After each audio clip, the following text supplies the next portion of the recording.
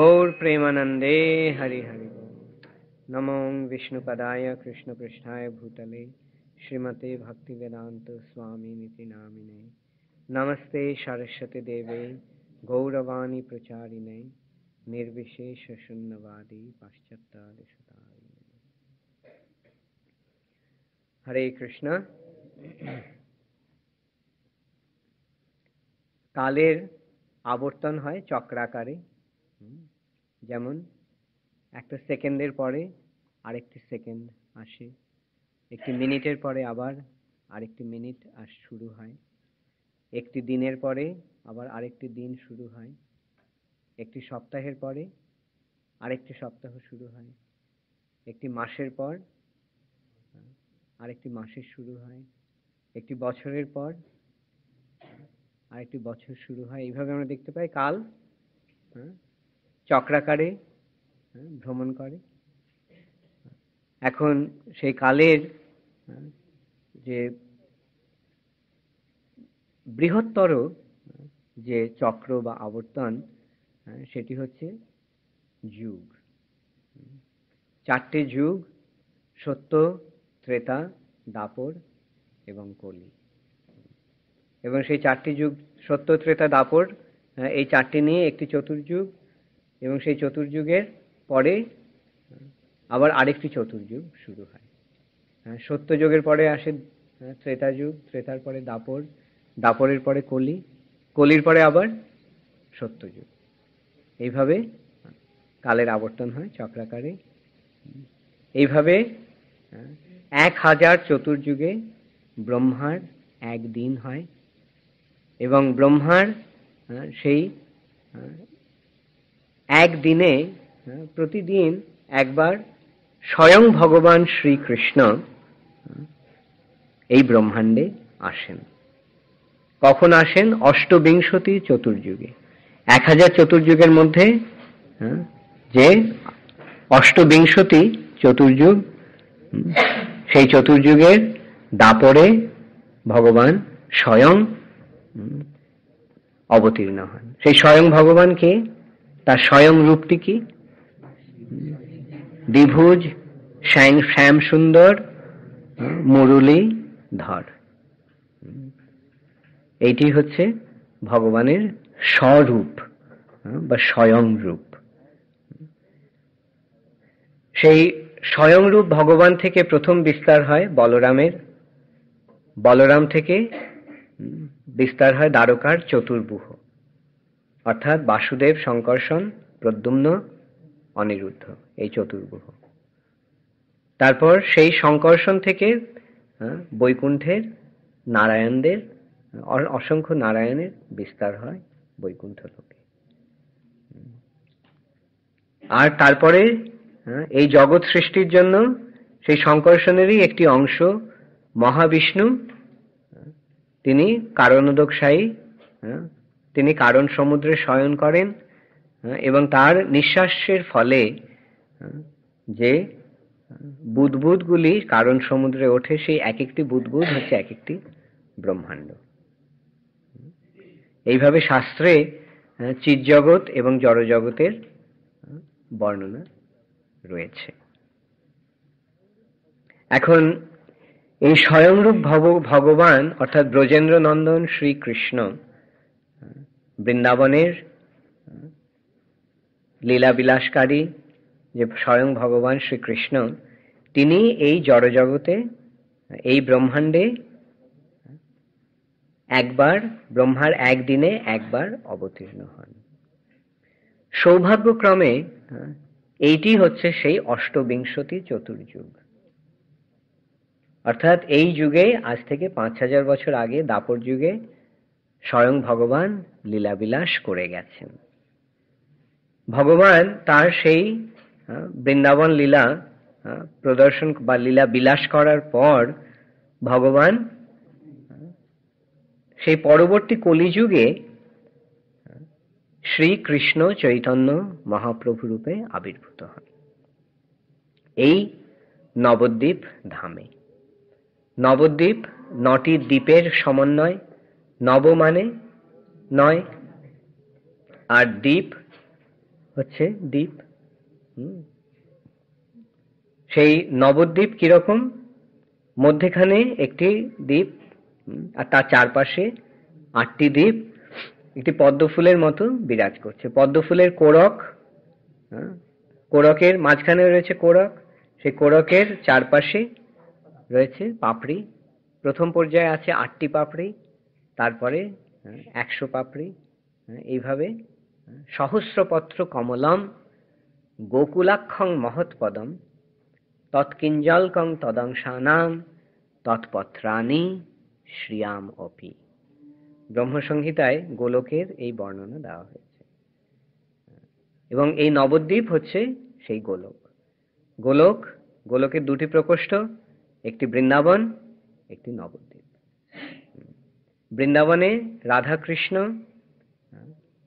তাদের মাধুর্য লীলা বিলাস করছেন, এবং সেই রাধা কৃষ্ণই মিলিতভাবে নবদ্বীপে শ্রী গৌরসুন্দর রূপে ঔদার্য লীলা বিলাস করছেন।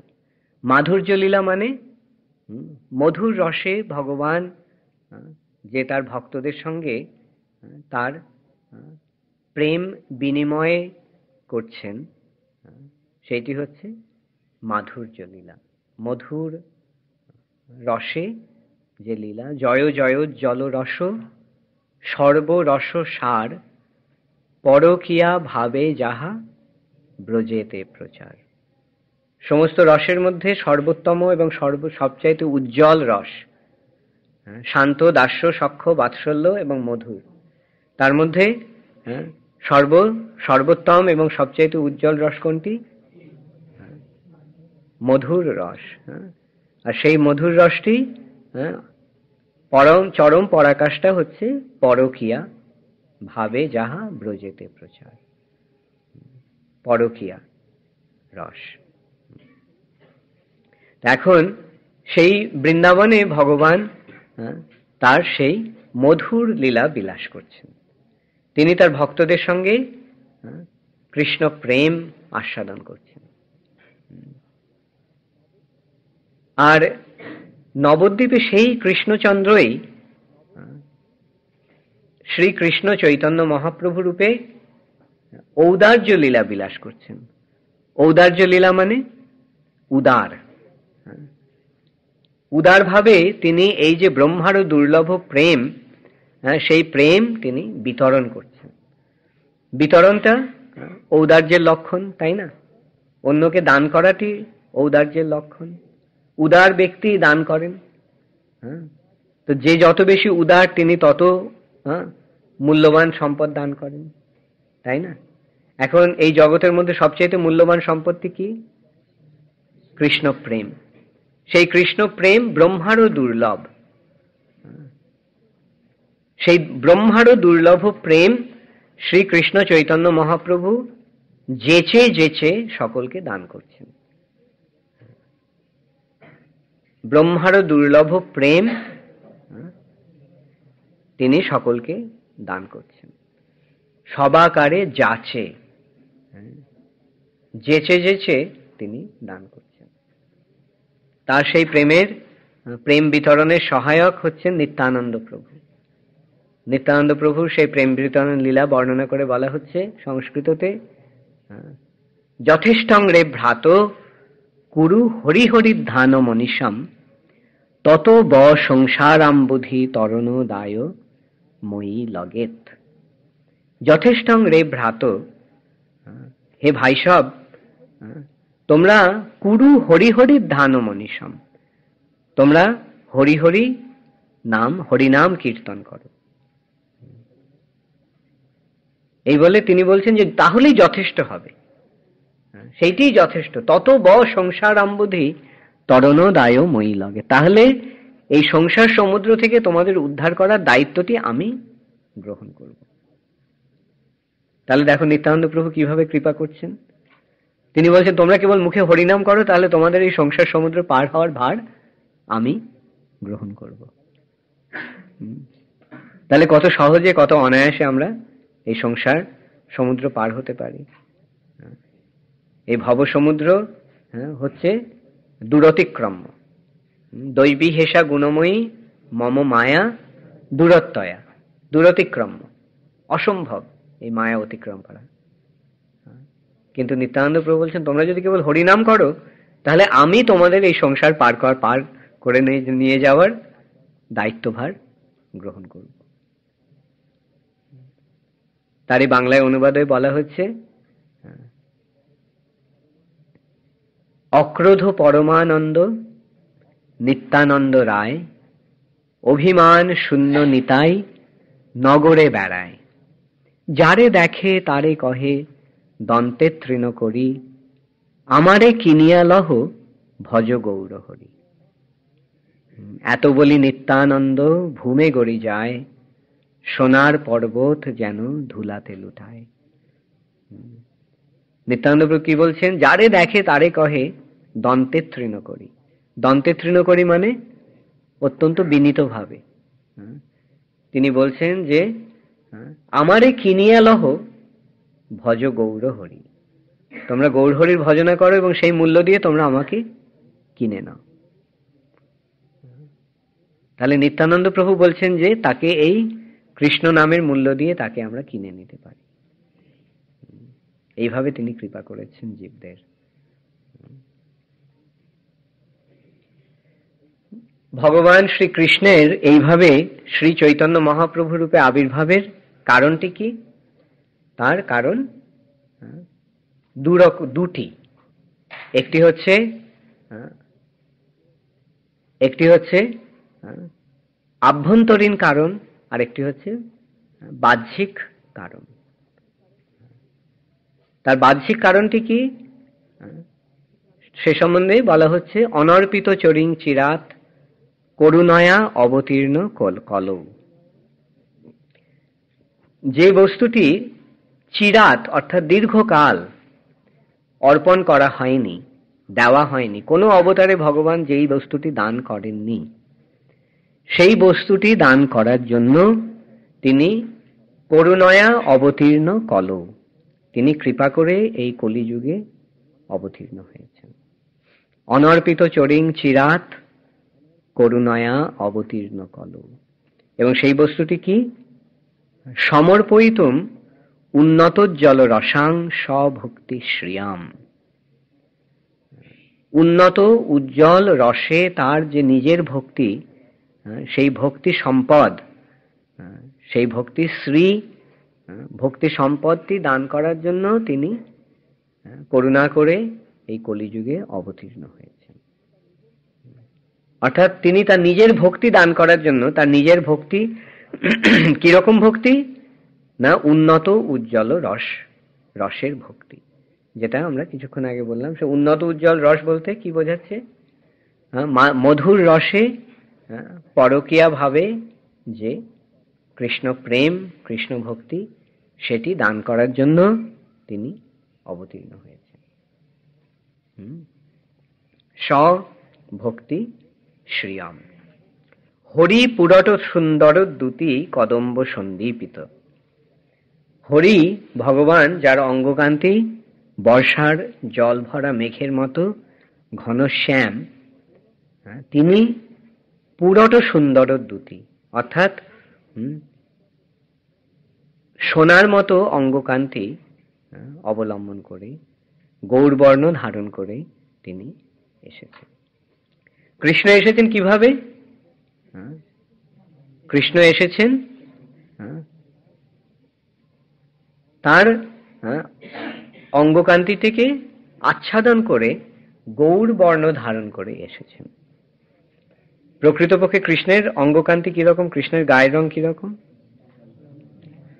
ঘনশ্যাম। তো সেই রংটি পুরট সুন্দর দ্যুতি কদম্ব সন্দীপিত, যে তপ্ত কাঞ্চনের মতো অঙ্গকান্তি ধারণ করে তিনি অবতীর্ণ হয়েছেন। সেই শচীনন্দন গৌরহরি সদা হৃদয় কন্দরে স্ফুরতু ব শচীনন্দন। সেই শচীনন্দন গৌরহরি আমাদের হৃদয় কন্দরে প্রকাশিত হন। এইটি মহাপ্রভুর আবির্ভাবের বহিরঙ্গ কারণ, বাহ্যিক কারণ। অর্থাৎ কৃষ্ণ প্রেম দান করার জন্য তিনি এসেছেন। আবার তার আবির্ভাবের আভ্যন্তরীণ একটি কারণও রয়েছে। সেই কারণটিও চৈতন্য চরিতামৃততে তারপরেই বর্ণনা করা হয়েছে। সেটি কি, যে রাধা কৃষ্ণ প্রণয় বিকৃতির লাদিনী শক্তির অস্মাদ একাত মানবপি ভুবি পুরা দেহ ভেদ গতৌতৌ চৈতন্যাক্ষং প্রকট মধুনা তদ্বয়ম চৈক্যমাপ্তং রাধা ভাবোদ্যুতি সুবলিতং নৌমি কৃষ্ণস্বরূপম। রাধা কৃষ্ণ প্রণয় বিকৃতির লাদিনী শক্তি। শ্রীকৃষ্ণ শক্তিমান এবং শ্রী রাধা হচ্ছেন তার শক্তি। সেই লাদিনী শক্তির মাধ্যমেই শ্রীকৃষ্ণ তার প্রেম আস্বাদন করেন, প্রণয় বিকৃতির লাদিনী শক্তি। এবং যদিও শক্তি এবং শক্তিমান এক তত্ত্ব, রাধা কৃষ্ণ একই তত্ত্ব, কিন্তু ভুবি পুরা দেহ ভেদ গতৌতৌ, তারা ভিন্ন দেহে প্রকাশিত হয়েছেন। কৃষ্ণ এবং রাধা রূপে ভিন্ন দেহে প্রকাশিত হয়েছে। শ্রীকৃষ্ণ হচ্ছেন শক্তিমান এবং শ্রীমতী রাধারানী হচ্ছেন লাদিনী শক্তির, আনন্দদায়িনী শক্তির মূর্তিমতী প্রকাশ। রাধা কৃষ্ণ প্রণয় বিকৃতির লাদিনী শক্তির অস্মাদ একাত মানবপি, তারা যদিও এক আত্মা, এক তত্ত্ব, কিন্তু ভুবি পুরা দেহ ভেদ গতৌত, তারা দুই দেহে প্রকাশিত হয়েছেন, দেহ ভেদ হয়েছে। চৈতন্যাক্ষং প্রকট মধুনা তদ্বয়ং চৈক্যমাপ্তম, কিন্তু এখন তারা দুজনেই ওই একত্রীভূত হয়ে, এক হয়ে চৈতন্যাক্ষং, শ্রী চৈতন্য মহাপ্রভু রূপে বা চৈতন্য নামে চৈতন্য মহাপ্রভু রূপে প্রকাশিত হয়েছে। কিভাবে? চৈতন্যাক্ষং প্রকট মধুনা রাধা ভাবোদ্যুতি সুবলিতং নৌমি কৃষ্ণ স্বরূপম। শ্রীকৃষ্ণ রাধারানীর ভাব, রাধারানীর ভাবটি কিরকম? রাধারানীর অন্তরের ভাব কি প্রকার? তার অন্তরের ভাবটি ভক্তি ভাব, মহাভাব স্বরূপিণী রাধা ঠাকুরানী। তো তার ভাবটি কি? ভক্তির, কৃষ্ণ ভক্তিতে তার অন্তর পরিপূর্ণ। এখন শ্রীকৃষ্ণ তার সেই অন্তরের ভাবটি, অর্থাৎ কৃষ্ণ ভক্তি নিয়ে, কৃষ্ণ ভক্তির ভাব অবলম্বন করে এবং শ্রীমতী রাধারানীর দুটি মানে দেহের ছটা, দেহের বর্ণ নিয়ে অবতীর্ণ হয়েছেন। এখন রাধারানীর অঙ্গকান্তিটি কিরকম? কুমকুমাক্ত কাঞ্চনাব্জ গর্বহারি গৌরভা পীত নাঞ্চি তাবজ গন্ধ কীর্তি নিন্দি সৌরভা। রাধারানীর গায়ের রংটি কিরকম? কুমকুমাক্ত কাঞ্চনাব্জ, যে তপ্ত কাঞ্চনের সঙ্গে যদি কুমকুমের লালটি মেশানো হয় তাহলে যেই রংটি হয় সেটি রাধারানীর গায়ের রং। অতএব কৃষ্ণ সেই রংটি অবলম্বন করে এসেছেন। তাহলে রাধারানীর ভাব আর রাধারানীর অঙ্গকান্তি অবলম্বন করে শ্রীকৃষ্ণ চৈতন্য মহাপ্রভু রূপে অবতীর্ণ হয়েছে। রাধা ভাবোদ্যুতি সুবলিতং নৌমি কৃষ্ণ স্বরূপম। তারপরে বলা হচ্ছে যে কেন এইভাবে তিনি এলেন। তার কারণটি হচ্ছে যে কৃষ্ণ তিনি ভাবলেন শ্রী রাধায়া প্রণয় মহিমা কীদৃশ। শ্রী রাধারানীর কৃষ্ণের প্রতি রাধারানীর যে প্রেম, সেই প্রেমের মহিমাটি কিরকম। শ্রী রাধায়া প্রণয় মহিমা কীদৃশ, বানৈ বাসাদ্য জেনাদ্ভুত মধুরিমা কীদৃশ বা মদীয়। আর আমার মধ্যে কি এমন মাধুর্য রয়েছে যার ফলে রাধারানী আমার প্রতি এইভাবে আকৃষ্ট হয়। প্রথম কারণটি কি? শ্রী রাধায়া প্রণয় মহিমা কীদৃশ, রাধারানীর প্রণয়ের মহিমাটি কিরকম। বানৈ বাসাদ্য জেনাদ্ভুত মধুরিমা কীদৃশ বা মদীয়, যেন অদ্ভুত মধুরিমা, কীদৃশ বা কীদৃশ মানে কিরকম, মদীয় মানে আমার। এই আমার মধ্যে কি মাধুর্য রয়েছে যার ফলে রাধারানী এইভাবে আমার প্রতি আকৃষ্ট হয়। এবং জেনাই বাসাদ্য জেনাদ্ভুত মধুরিমা কীদৃশ বা মদীয় সৌখ্যাঞ্চাস্য মদনুভবত কীদৃশ, এবং আমাকে অনুভব করে, আমাকে ভালোবেসে রাধারানী কি আনন্দ অনুভব করেন, আস্বাদন করেন, এই তিনটি বিষয়ে কৃষ্ণের জানার বেতি লোভাত, লোভ হয়েছিল। এবং সেইটি জানার জন্য তাই কৃষ্ণকে রাধারানীর ভাব অবলম্বন করে আসতে হয়েছে।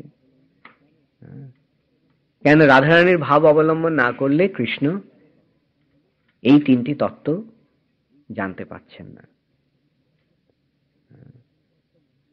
সৌখ্যাঞ্চাস্য মদনুভবত কীদৃশ বেতি লোভাদ তদ্ভাবাদ্য সমজনী শচীগর্ভ সিন্ধৌ হরিন্দু। সমুদ্র মন্থনের ফলে ক্ষীর সমুদ্র থেকে যেমন চন্দ্রের উদয় হয়েছিল, ঠিক তেমনি শচীমাতার গর্ভরূপ সিন্ধু থেকে, সিন্ধু মন্থনের ফলে চৈতন্য চন্দ্রের উদয় হয়েছে। তো এটি হচ্ছে আভ্যন্তরীণ কারণ কৃষ্ণ, শ্রী চৈতন্য মহাপ্রভু রূপে কৃষ্ণের আবির্ভাবের।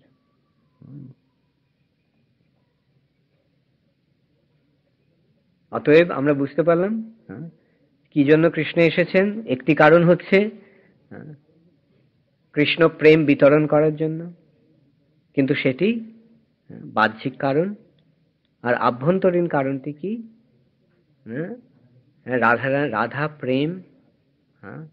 রাধা প্রেমের পূর্ণ মহিমা হৃদয়ঙ্গম করার জন্য।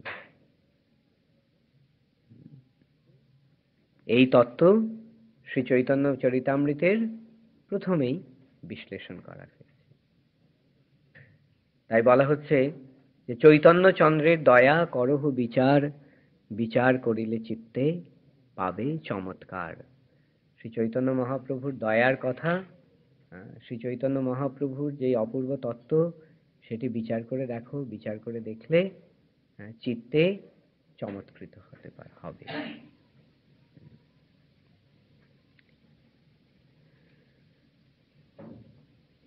এখন এই চৈতন্য মহাপ্রভুর আবির্ভাবের এই কারণ এবং চৈতন্য মহাপ্রভুর শিক্ষা কি, চৈতন্য এইভাবে এসে শ্রী চৈতন্য মহাপ্রভু কি শিক্ষা দিলেন, সেটি 5টি বিষয় রয়েছে শিক্ষার। শ্রী চৈতন্য মহাপ্রভুর শিক্ষাকে আমরা একদিক দিয়ে দেখতে পাই, তিনি অচিন্ত ভেদাভেদ তত্ত্ব, তার যে দর্শন, সেটিকে বলা হয় অচিন্ত ভেদাভেদ তত্ত্ব। এবং শ্রী চৈতন্য মহাপ্রভু বেদের যে নিগূঢ় তত্ত্বজ্ঞান, যেটি 3টি পর্যায়ে প্রকাশিত, অর্থাৎ সম্বন্ধ, অভিধেয় এবং প্রয়োজন, এই 3টি তত্ত্বে তিনি প্রকাশ করেছেন। এইভাবে শ্রী চৈতন্য মহাপ্রভুর যে দান, সেটি অকল্পনীয়। তিনি যেভাবে জীবকে কৃপা করেছেন, ভগবান এইভাবে অবতীর্ণ হয়ে যে কৃপা করেছেন, সেটা আমাদের কল্পনারও অতীত। তাই জন্য বলা হচ্ছে যে চন্দ্রের দয়া করহ বিচার, বিচার করে দেখো। বিচার করলে আমরা কি দেখতে পাবো? বিচার করিলে চিত্তে পাবে চমৎকার। চিত্তে আমরা চমৎকৃত হব, আমরা দেখতে পাবো যে কি এক অমূল্য সম্পদ মহাপ্রভু আমাদের দিয়ে গেছেন। আমরা পরে সেটা আলোচনা করব। মহাপ্রভু নিজে কোনো গ্রন্থ লিখে যাননি, নিজে লিখিতভাবে কিছু রেখে যাননি। তিনি কেবল শিক্ষাষ্টক, এই 8টি শ্লোকের মাধ্যমে তিনি কেবল এই 8টি শ্লোক দিয়ে গেছেন। কিন্তু এই 8টি শ্লোকের মধ্যেই ভগবত তত্ত্ববিজ্ঞান পূর্ণরূপে প্রকাশিত হয়েছে। এই 8টি শ্লোক যদি কেউ যথাযথভাবে হৃদয়ঙ্গম করতে পারেন, তাহলে তিনি পূর্ণরূপে এই কৃষ্ণ তত্ত্ববিজ্ঞান, ভগবত তত্ত্বজ্ঞান, অধ্যাত্ম জ্ঞান লাভ করতে পারবেন। আর মহাপ্রভুর শিক্ষা এইভাবে বিচার করে বলা হচ্ছে, মহাপ্রভুর শিক্ষাটি কি? মহাপ্রভু শিক্ষা দিচ্ছেন যে আরাধ্য ভগবান ব্রজেশ তনয়। আরাধ্য ভগবান কে? ব্রজেন্দ্র নন্দন কৃষ্ণ, নন্দ মহারাজের পুত্র, নন্দ যশোদার পুত্র কৃষ্ণ, অর্থাৎ দেবকী নন্দন বা বাসুদেব কৃষ্ণ নন। আরাধ্য ভগবান হচ্ছেন স্বয়ং রূপ ভগবান শ্রীকৃষ্ণ, অর্থাৎ ব্রজেন্দ্র নন্দন কৃষ্ণ। তদ্ধাম বৃন্দাবনম, তার ধাম হচ্ছে বৃন্দাবন। আর রম্মা কাচিদ উপাসনা ব্রজবধূ বর্গেন যা কল্পিতা। ব্রজবধূরা, ব্রজগোপিকারা যেভাবে কৃষ্ণকে ভালোবেসেছিলেন, আরাধনা করেছিলেন, যেভাবে কৃষ্ণের আরাধনা করেছিলেন, সেটি হচ্ছে সর্বশ্রেষ্ঠ আরাধনা। রম্মা কাচিদ উপাসনা ব্রজবধূ বর্গেন যা কল্পিতা। এখন তার প্রমাণটি কি? শ্রীমদ্ ভাগবতম প্রমাণম অমলম। অমল পুরাণ শ্রীমদ্ ভাগবত হচ্ছে এর প্রমাণ। কেন? যেখানেই আমরা কোনো শাস্ত্রের যখনই আমরা কোনো আধ্যাত্মিক তত্ত্ব নিরূপণ করব, তখনই সঙ্গে সঙ্গে আমাদের শাস্ত্র প্রমাণ দিতে হবে। শাস্ত্র প্রমাণ ছাড়া কতগুলো মন গড়া কথা আমরা বলতে পারি না। যদি বলা হয়, সেটা সাধু সমাজ গ্রহণ করবে না। তাই এই যে আরাধ্য ভগবান ব্রজেশ তনয় তদ্ধাম বৃন্দাবনম, তার ধাম বৃন্দাবন, এবং রম্মা কাচিদ উপাসনা ব্রজবধূ বর্গেনা যা কল্পিতা, ব্রজবধূরা যেভাবে তার আরাধনা করেছিলেন, সেইটি যে সর্বশ্রেষ্ঠ আরাধনা, সেটি তার প্রমাণ কি না? তার প্রমাণ, শাস্ত্র প্রমাণ হচ্ছে অমল পুরাণ শ্রীমদ্ ভাগবত। 18টি পুরাণের মধ্যে সবচাইতে সর্বশ্রেষ্ঠ পুরাণ যেটি অমল পুরাণ, যার মধ্যে কোনো মল নেই। অন্যান্য যে 17টি পুরাণ, তাতে হয় তমগুণ, নয় রজগুণ, নয় সত্যগুণের মল রয়েছে। কিন্তু শ্রীমদ্ ভাগবত হচ্ছে সম্পূর্ণরূপে নির্মল পুরাণ, গুণাতীত, শুদ্ধ সাত্ত্বিক পুরাণ। সেই পুরাণ, সেই শ্রীমদ্ ভাগবত হচ্ছে তার প্রমাণ। এবং প্রেমা পুমার্থ মহান, এবং কৃষ্ণ প্রেম হচ্ছে জীবনের সর্বশ্রেষ্ঠ প্রাপ্তি। আমাদের জীবনের পরম লক্ষ্য, চরম লক্ষ্য হচ্ছে সেই কৃষ্ণ প্রেম।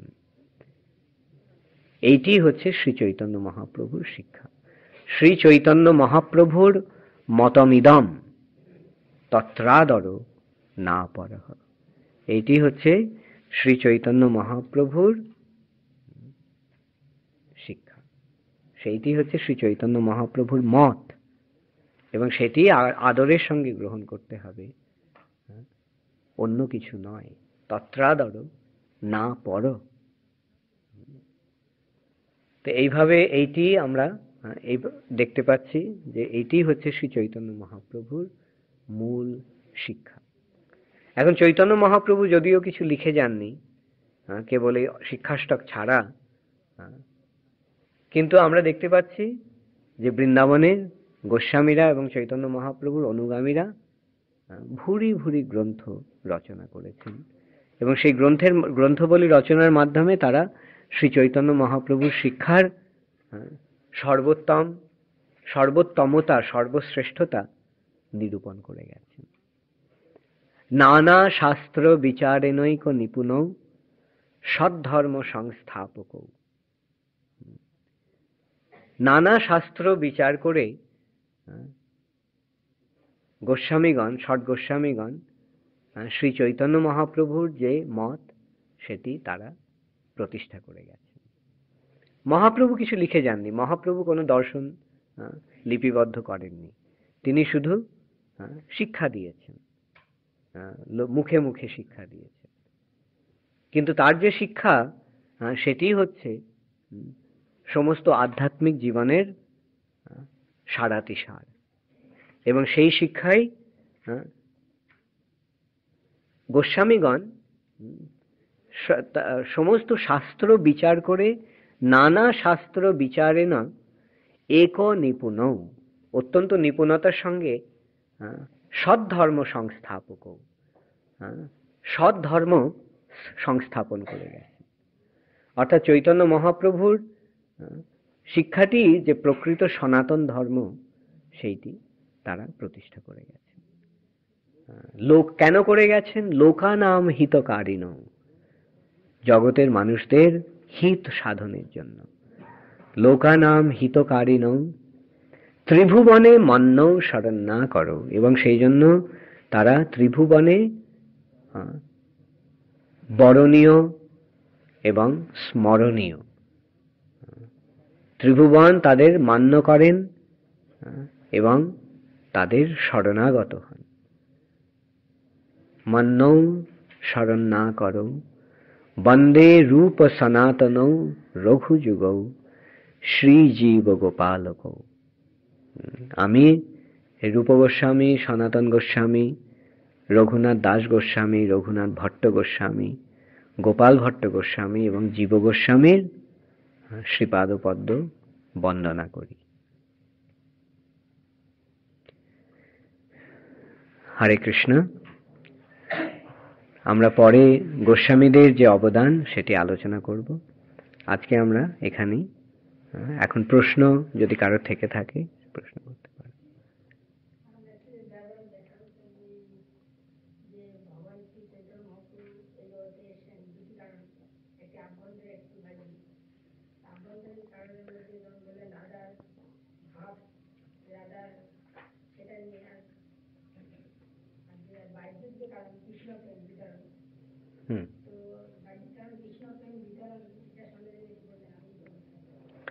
কৃষ্ণ প্রেম বিতরণ।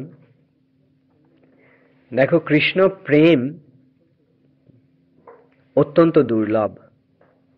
প্রেম ভক্তি অর্থাৎ বৃন্দাবনে শ্রীকৃষ্ণের যে প্রেম তার ভক্তদের সঙ্গে, সেটি কিভাবে প্রকাশিত হয়? সেটি সখ্য, বাৎসল্য এবং মধুর, এই তিনটি রসে।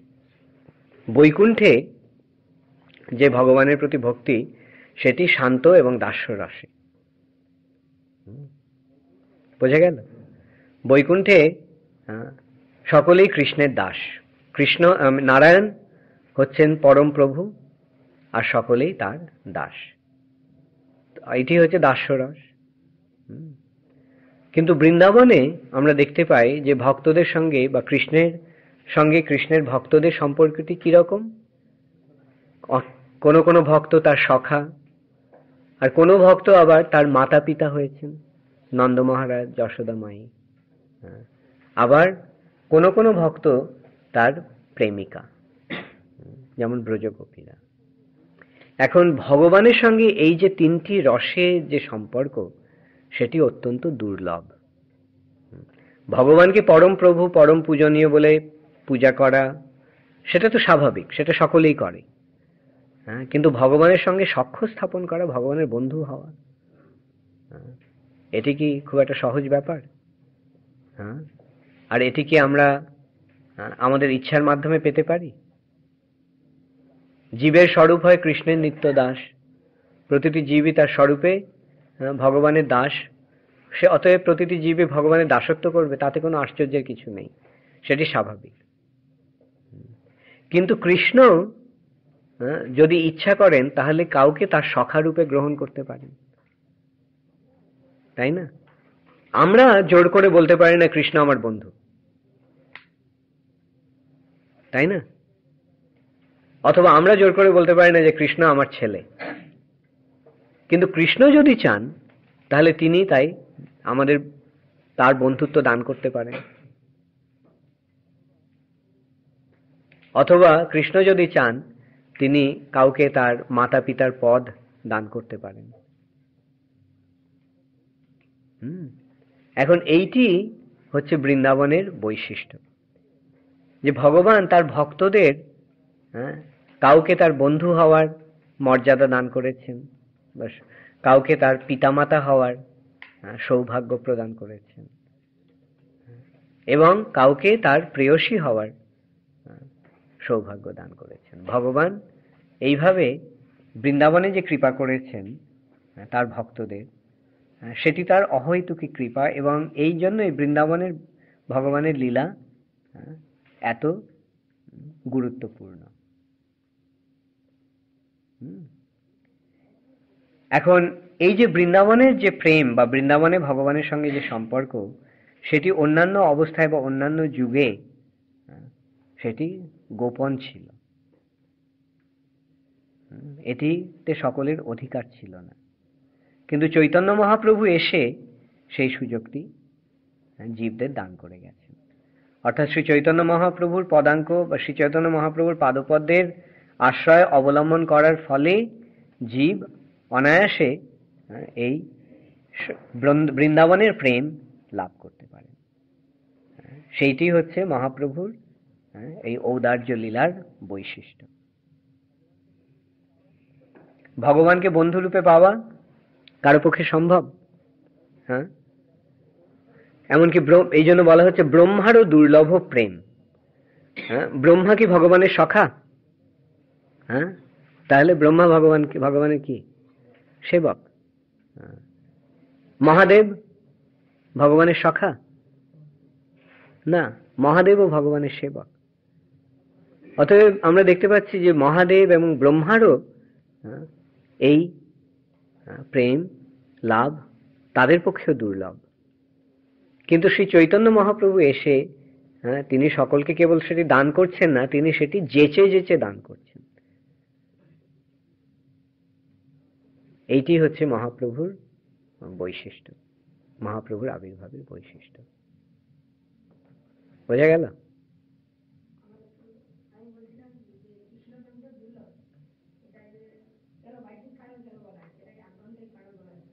বাহ্যিক কারণ কেন? এই যে দান যেটা করছেন সেটা বাইরে গিয়ে দান করছেন, সকলকে দেখিয়ে দান করছেন, তাই না? এটাতে কোনো গোপন কিছু নেই। কিন্তু যখন তিনি রাধা প্রেম আস্বাদন করছেন তখন সেটি তিনি গোপনে করছেন, অন্তরে করছেন, সেটি লোক দেখিয়ে করছেন না। বুঝতে পারলে? ওই যে ওই ব্যাপারটা তো লোক দেখানোর ব্যাপার নয়, বাইরে প্রচার করার ব্যাপার নয়, বাজারে গিয়ে সকলকে ডেকে ডেকে বলার ব্যাপার নয়। যারা সেটা করে, এই মহাপ্রভুর যে আভ্যন্তরীণ আবির্ভাবের আভ্যন্তরীণ কারণ, যে ব্রজপ্রেম আস্বাদনের ব্যাপারটা যারা বাইরে গিয়ে প্রচার করে করে তাদের বলা তারা প্রকৃতপক্ষে সহজিয়া। তারা মহাপ্রভুর আবির্ভাবের তত্ত্বটি যথাযথভাবে হৃদয়ঙ্গম করতে পারেনি, তাই ফলেই তারা মহাপ্রভুর পদাঙ্ক অনুসরণ করার পরিবর্তে তারা মহাপ্রভুকে নির্যাতন করছে, যন্ত্রণা দিচ্ছে। সেই জন্যই যেটি আভ্যন্তরীণ কারণ সেটা আভ্যন্তরীণ ভাবে রাখতে হবে, তাই না? আর যেটা সরাসরি ভাবে বিতরণ করার ব্যাপার সেটি, সেই জন্য মহাপ্রভু সকলকে বলছেন হরে কৃষ্ণ মহামন্ত্র নাম জপ করো, কীর্তন করো, সমবেত ভাবে কীর্তন করো, সংকীর্তন করো, এবং এই সংকীর্তনের ফলে যে আভ্যন্তরীণ কারণটি সেটি স্বাভাবিকভাবেই স্বতঃস্ফূর্তভাবেই হৃদয়ে প্রকাশিত হয়।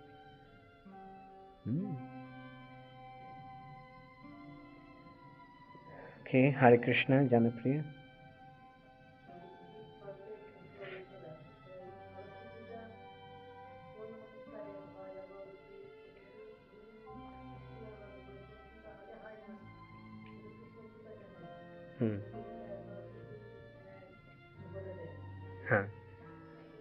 স্বরূপ সিদ্ধি কৃষ্ণের কৃপাতেই হবে, এবং গুরুদেবের মাধ্যমেই সেই কৃষ্ণের সেই কৃপাটি প্রকাশিত হবে। গুরুদেব তো কৃষ্ণের প্রতিনিধি, প্রতিনিধি মানে তার মাধ্যমেই কৃষ্ণ কার্য করবেন। কৃষ্ণই করছেন, কিন্তু শ্রী গুরুদেবের মাধ্যমে সেটি করছেন।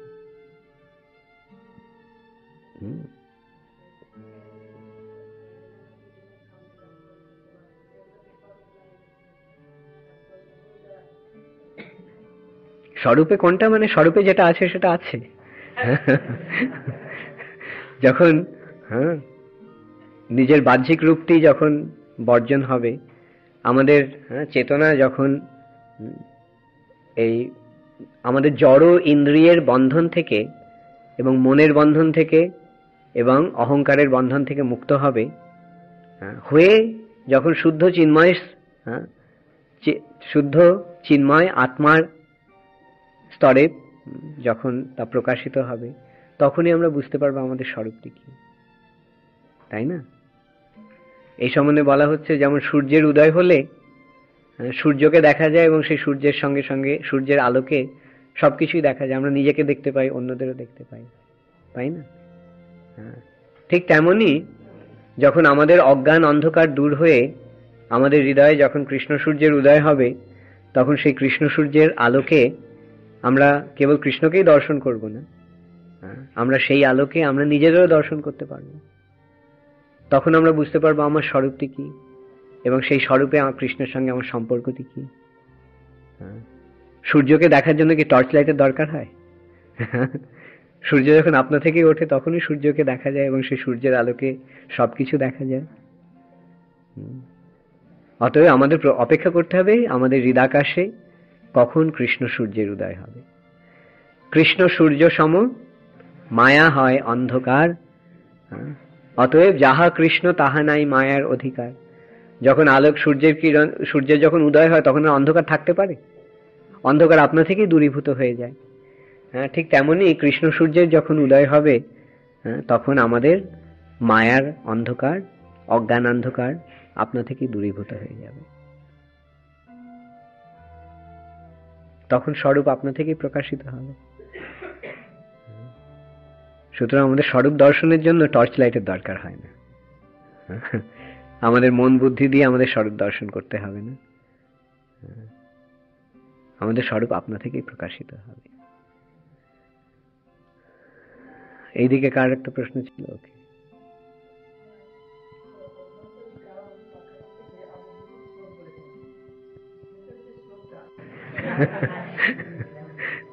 তিনটি কারণ। প্রথমটি হচ্ছে শ্রী রাধা প্রণয় মহিমা কীদৃশ, শ্রী রাধারানীর প্রণয়ের মহিমাটি কিরকম। জেনই বাস্যাদ্যম কীদৃশ বা মদীয়। আমার মধ্যে কি এমন কি মাধুর্য রয়েছে যা রাধারানীকে এইভাবে আমার প্রতি আকৃষ্ট করে। সেটি হচ্ছে দ্বিতীয় কারণ। রাধারানী কি জন্য আমার প্রতি এইভাবে আকৃষ্ট হন? আমার মধ্যে নিশ্চয়ই কোনো মাধুর্য আছে, তাই না? এখন কৃষ্ণ নিজে সেই মাধুর্যটি বুঝতে পারছেন না। রাধারানী কেন তার প্রতি এইভাবে আকৃষ্ট হয়, কি তার সেই মাধুরিমা? জেনাদ্ভূত মধুরিমা কীদৃশ বা মদীয়। আবার তৃতীয় কারণটি হচ্ছে সখ্যাঞ্চাস্য মদনুভবত কীদৃশ, আমাকে অনুভব করে রাধারানী কি সুখ আস্বাদন করেন। এই তিনটি কারণ, এই তিনটি বিষয় জানার জন্য কৃষ্ণের লোভ হয়েছিল। বেতি লোভাদ সমজনী তদ্ভাবাড্য সমজনী শচীগর্ভ সিন্ধু হরিন্দু। তিনি শচীমাতার গর্ভরূপ সিন্ধু থেকে চন্দ্রের মতো উদিত হয়েছেন। যুক্তি কোথায়? প্রথম কথা হচ্ছে হয়তো ভগবানের লীলা। লীলা মানে কি? লীলাতে যুক্তির অবকাশ আছে? তিনি ইচ্ছাময়, তিনি যা ইচ্ছা করেন তাই করতে পারেন। যুক্তি তোমার আমার জন্য দরকার। যিনি সরাট, সেই জন্য ভগবানকে বলা হচ্ছে সরাট। সরাট মানে সম্পূর্ণরূপে স্বাধীন। তিনি ইচ্ছাময়, তিনি যা ইচ্ছা তাই করতে পারেন। কিন্তু কতগুলো উদ্দেশ্য অবশ্য নিশ্চয়ই রয়েছে। জীবকে তার প্রতি আকৃষ্ট করার জন্য ভগবান ভৌম বৃন্দাবনে তার লীলা বিলাস করেন। ভগবান কি বলছেন গীতায়? পরিত্রাণায় সাধুনাম বিনাশায় চ দুষ্কৃতাম। তাহলে ভগবানের আবির্ভাবের কারণটি কি বোঝা গেল? তাহলে এই কারণে সাধুদের পরিত্রাণ করার জন্য এবং অসুরদের বিনাশ করার জন্য তিনি আসেন, এবং এসে তিনি কি করেন? ধর্ম সংস্থাপন করেন। যদি না আসতেন তাহলে তুমি জানতে পারতে? হ্যাঁ, কৃষ্ণ কে জানতে পারতে কৃষ্ণ যদি তার লীলাবিলাস বৃন্দাবনে না করতেন? তাহলে যুক্তিটা এখন বুঝতে পেরেছ? যাতে তুমি আমরা সকলে যাতে কৃষ্ণের এই সর্বোত্তম লীলা যাতে আমরা হৃদয়ঙ্গম করতে পারি, সেই জন্য তিনি এসে লীলাবিলাস করেন। নিত্য পার্শ্বদ তাদের নিয়ে আসেন তিনি।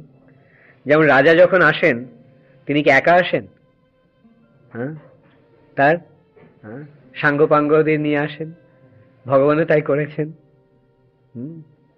তার পরিকরদের নিয়ে তিনি এসেছেন। শুধু পরিকরই নন, রাজা যখন আসেন তখন তিনি তার রাজধানীও সঙ্গে নিয়ে আসেন। যেমন ইংরেজরা যখন এখানে রাজত্ব করত তখন কলকাতায় তাদের রাজধানী যখন ছিল, কলকাতায় গরমের সময় ভীষণ গরম পড়ে, তাই জন্য তারা কি করত? তারা দার্জিলিং চলে যেত, এবং যখন তারা দার্জিলিং যেত তখন রাজধানী হয়ে যেত দার্জিলিং। তাই না? গভর্নর যখন দার্জিলিং এ যেতেন তখন আর কলকাতা তার অফিস থাকতো না, তার অফিস চলে যেত দার্জিলিং এ। ঠিক তেমনই কৃষ্ণ যখন যে বৃন্দাবনে যান তখন তার এই ভৌম বৃন্দাবনে যখন তিনি আসেন তখন তিনি তার ওখানকার সমস্ত পরিকর ধাম সবকিছু নিয়ে আসেন এখানে, এবং তখন এই পৃথিবীতে যে বৃন্দাবন রয়েছে সেটি তার লীলাভূমি হয়ে ওঠে, এবং তার যে নিত্য পার্ষদ তারাও তার সঙ্গে আসেন।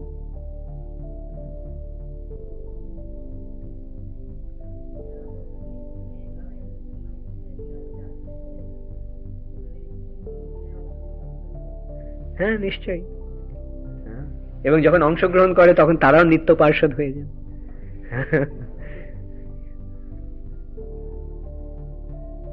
যেমন স্বপ্ন ভেঙে যখন ঘুম থেকে ওঠে তখন আর স্বপ্ন লোকটা থাকে,